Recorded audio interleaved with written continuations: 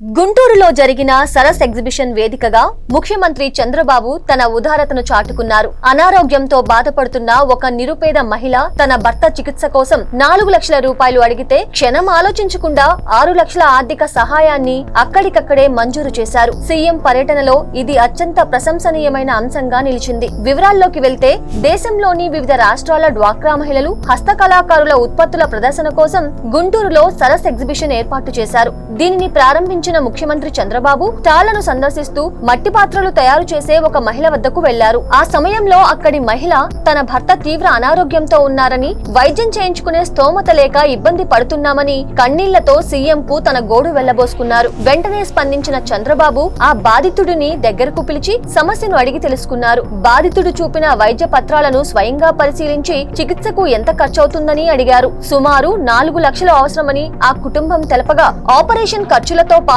చికిత్స తరువాత కోలుకునే వరకు అవసరమయ్యే ఇతర ఖర్చులను కూడా పరిగణలోకి తీసుకుని క్షణం కూడా ఆలోచించకుండా 6 లక్షల రూపాయలు మంజూరు చేస్తున్నట్లు ప్రకటించారు. చంద్రబాబు చూపిన ఈ చొరవ మరియు మానవత్వానికి ఆ కుటుంబ సభ్యులు ఆనందంతో భావోద్వేగానికి గురయ్యారు. ఒక పేద కుటుంబానికి కొండంత అండగా నిలిచిన చంద్రబాబు నాయుడు నిర్ణయంపై ప్రస్తుతం అన్ని వర్గాల నుంచి ప్రశంసలు వెల్లువెత్తుతున్నాయి. ఈ ఎగ్జిబిషన్ కేవలం వ్యాపారానికే పరిమితం కాకుండా ఒక ప్రాణాన్ని కాపాడే వేదికగా మారిందని అక్కడి వారు కొనియాడుతున్నారు.